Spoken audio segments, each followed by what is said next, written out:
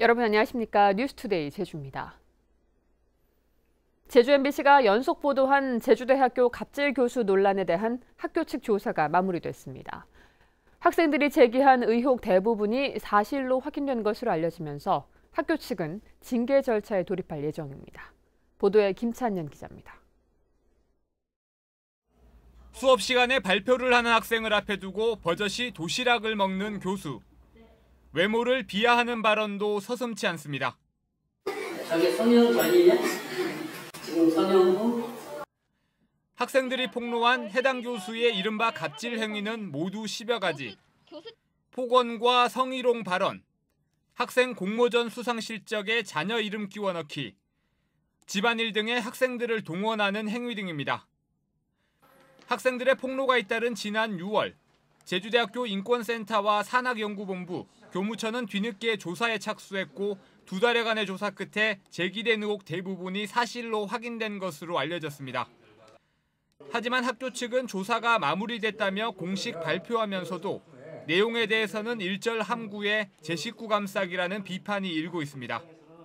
왜 벌써 언론에 이렇게 해가지고 나를 보너스키 만든다 해가지고 이렇게 명예훼손으로 이렇게 거꾸로 역으로 저희를 의지하기를 어떻게 하겠습니까? 학생들은 조사 결과가 상당 부분 만족스럽지만 이에 상응하는 징계가 내려지지 않을 경우 2차 피해가 우려된다며 중징계를 요구하고 있습니다. 편파적이지 않게 정확하게 징계를 내려주기를 일단 기다리는 입장이고요.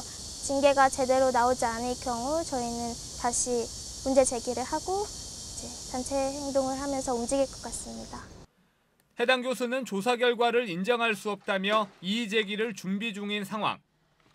국립대학 교수가 학내 문제로 중징계를 받는 선례가 많지 않은 가운데 학교 측은 조사 결과를 바탕으로 오는 10월 안에 징계 절차에 들어가겠다고 밝혀 결과에 관심이 쏠리고 있습니다. MBC 뉴스 김찬년입니다. 의료연대가 공론조사위원회에 영리병원 여론조사 비공개 방침에 반발해 자체 여론조사 결과를 공개했습니다. 공론조사위는 도민 참여단을 구성해 다음 달부터 수기 프로그램을 진행할 계획입니다. 오승철 기자입니다. 제주에 들어서는 국내 1호 외국인 영리병원인 녹지국제병원, 의료연대 제주지역 본부가 도민 1000명에게 허가 여부를 물은 결과 10명 가운데 6명 이상이 반대했습니다. 찬성은 24.6%에 그쳤습니다.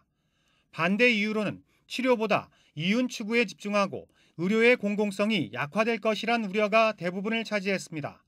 반면 찬성 이유는 의료 수준이 향상될 것이라는 기대감이었습니다.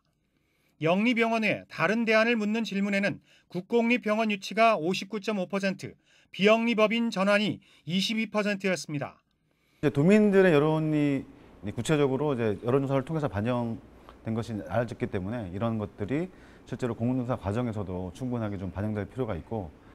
녹지국제병원 수기영 공론조사위원회는 공론조사 일정에 속도를 내고 있습니다. 도민 3,000명을 대상으로 한 여론조사 결과에 찬성과 반대, 유보 비율에 맞춰 도민 참여단 200명을 선발하고 있습니다. 도민 참여단은 다음 달 9일부터 2차례의 토론회와 자기주도 학습 등의 수기 프로그램을 진행한 뒤 찬반 의사를 결정하면 최종 권고안에 반영됩니다.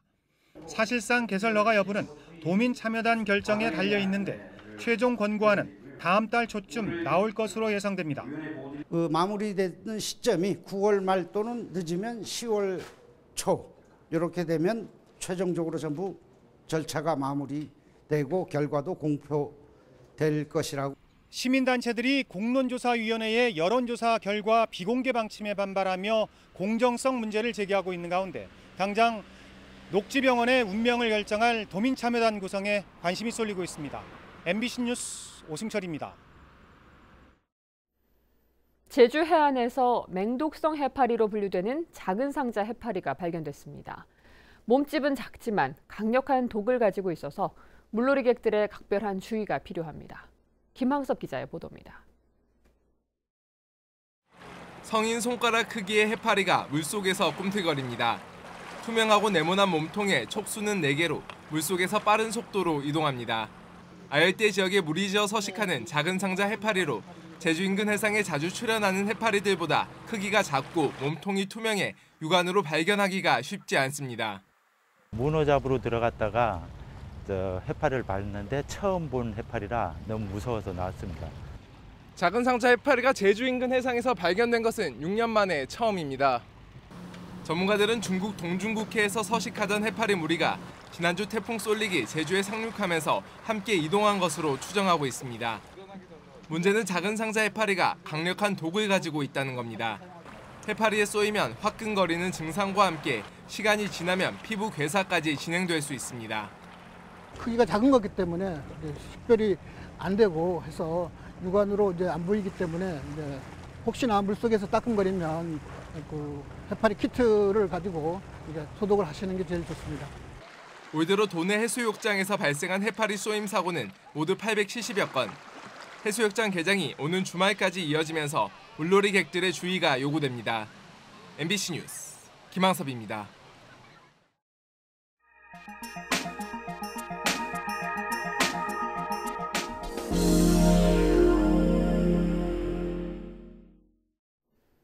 경북 포항시가 출연한 산하기관장을 퇴직 공무원이 독차지하고 있습니다. 포항시 인사에서도 선거를 도운 사람이 요직에 등용돼 인사가 선거 보훈용으로 변질됐다는 지적이 나오고 있습니다. 포항 김기영 기자가 보도합니다. 포항시와 포스코, 포스텍 등 지역 19개 기업이 공동 출자해 지난 2000년 출범한 포항 테크노파크, 벤처기업 창업을 지원하고 산학연 R&D 인프라를 바탕으로 철강 위주에서 산업구조를 고도화, 다변화하기 위해 설립돼 지금까지는 대부분 이공계 전문성을 갖춘 사람이 원장을 맡아왔습니다. 그런데 이강덕 시장이 이사장인 포항 테크노파크는 지난 17일 이사회에서 이점식 전 남구청장을 원장으로 임명했습니다. 이점식 신임 원장은 지난 6.13 지방선거에서 이 시장 캠프를 진두지휘한 사람으로 공모 과정에서 내정설이 파다했습니다. 공공주차장과 체육시설, 복지회관 등을 운영하는 포항시 시설관리공단과 지난 4월 출범한 포항시 청소년재단, 포항시 장학회 수장들도 모조리 퇴직 공무원으로 채워졌습니다. 시청 내부 인사도 말이 많습니다. 지난해 7월 첫 시행된 3급 정무특보에 퇴직을 4년 남겨둔 이원권 당시 자치행정국장이 임명됐습니다. 이 특보는 1년 임기를 채우지 못한 채 지난 4월 돌연 자진 사퇴하고 이 시장 선거대책본부장을 맡았다가 최근 정무특보에 다시 기용됐습니다. 비서실장도 이 시장 취임 당시 첫 비서실장을 또다시 기용했다가 선거가 끝난 뒤 국장으로 승진됐습니다. 인사는 시장의 고유 권한이고 공무원 출신자가 일을 더 잘할 수도 있습니다. 하지만 기업 유치에 사활을 건 포항시가 기업인 등 전문가는 외면하고 공무원만 우대한다면 공무원들이 선거판을 기웃거리는 볼썽사나운 문화가 정착될 수도 있습니다. MBC 뉴스 김기영입니다.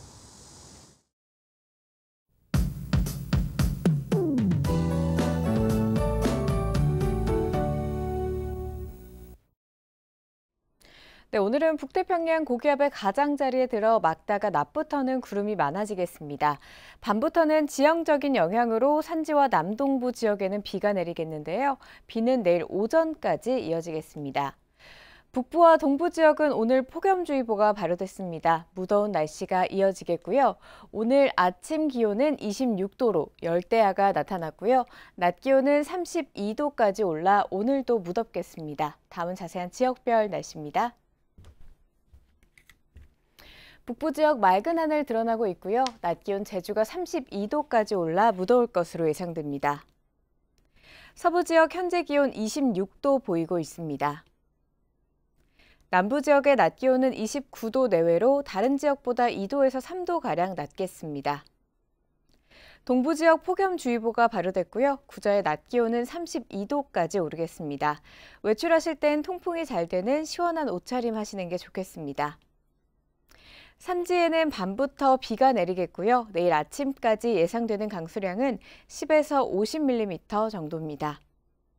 추자도는 구름 많이 지나고 있고 그 밖의 지역은 맑은 하늘이 드러나고 있습니다. 바다의 물결은 전해상에서 최고 2m 안팎으로 비교적 높게 일겠습니다. 또 모레까지 천문조에 의해 바닷물의 높이가 높은 기간이니까요. 저지대에서는 만조시 침수 피해 없도록 주의하셔야겠습니다. 오늘 아침 대구공항에는 저시정특보와 운고특보가 발효 중이고요. 제주공항은 맑은 하늘이 드러나고 있습니다. 주간 날씨입니다. 모레 금요일에는 기압골의 영향으로 늦은 밤부터 비가 시작돼서 주말인 토요일 오후까지 이어질 것으로 전망됩니다. 기상정보였습니다. 제주지방법원 신재환 판사는 가축 분뇨와 폐기물 등을 몰래 버린 혐의로 기소된 49살 홍모 씨에게 징역 10월에 집행유예 2년을 선고하고 사회봉사 120시간을 명령했습니다. 홍 씨는 지난해 10월 자신의 양돈장 축사 일부를 철거하면서 90톤 정도의 가축 분뇨와 폐기물을 불법 매립하고 돼지 사체 40여 톤을 무단 투기한 혐의로 재판에 넘겨졌습니다. 제주 MBC가 보도한 신화월드 엉터리 하수 측정 보도와 관련해 제주 참여환경연대가 성명을 내고 신화월드가 단수 조치로 하수 측정까지 기만했다며 하수 역류 사태에 대해 제주 도민들에게 사죄하라고 촉구했습니다. 또 제주도와 JDC도 하수 발생량 조작의 잘못을 시인하고 도의회와 환경영향평가심의회까지 무력화한 물 사용량 변경 등 특혜에 대해 사과하라고 밝혔습니다. 제주도와 미국 하와이주, 일본 오키나와현, 중국 하이난성이 참여하는 제1회 국제 녹색섬 서밋 포럼에서 환경 자산을 보전하고 기후 변화에 대응하기 위해 함께 노력하자는 내용의 공동 선언문이 채택됐습니다. 원희룡 제주도지사와 더그친 하와이주 부지사 등은 섬 지역의 공동 이익 추구와 지속 가능한 사회로의 전환을 위해 2년마다 포럼을 열기로 했습니다. 국제 녹색섬 서밋 포럼은 오늘까지 제주 국제 컨벤션 센터에서 열립니다. 자유한국당 제주도당은 다음 달 2일 정기 도당대회를 열어 도당 위원장을 선출합니다. 자유한국당 제주도당 위원장 후보로는 구자헌 도당 수석부위원장과 김봉현 도당 부위원장이 거론되고 있는데 대의원 투표로 도당 위원장이 결정됩니다. 김방훈 전 제주도당 위원장이 지방선거에 출마하면서 사퇴해 구자헌 수석부위원장이 직무대행을 하고 있습니다. 제주 4.3 평화재단의 조사연구실이 신설됩니다. 평화재단은 조직 개편을 통해 4.3 추가 진상조사와 보고서 작성, 4.3 미결과제 연구 등을 담당할 조사연구실을 신설한다고 밝혔습니다. 조사연구실 신설로 2003년 4.3 사건 진상조사보고서 발간 이후 추진되지 못했던 미국과 일본 등 해외 사료 조사도 본격적으로 추진할 수 있을 것으로 기대됩니다. 학교 폭력 피해가 여전한 것으로 나타났습니다. 제주도 교육청이 지난 5월 한 달 동안 도내 학생 5만 7천여 명을 대상으로 학교 폭력 실태를 설문조사한 결과 피해를 입었다고 답한 학생은 900여 명으로 전체 응답 학생의 1.6%를 차지해 지난해 1차 기간보다 0.4% 증가했습니다. 유형별로는 언어 폭력이 34%로 가장 많았고 발생 장소는 학교 안이 71%로 대부분을 차지했습니다. 거기 실태조사 개요를 제주 지역 고용률이 최근 10년 만에 70%를 넘어섰습니다. 호남지방통계청에 따르면 지난해 제주 지역 고용률은 70.9%로 2008년 이후 처음으로 70%대를 돌파했습니다.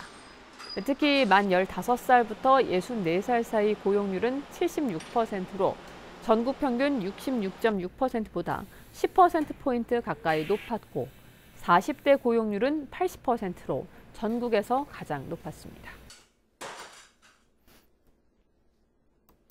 전국협동조합노조 제주감귤지회는 성명을 통해 조합장의 부당 인사로 노사 간 갈등이 커져 준법 투쟁을 시작한다고 밝혔습니다.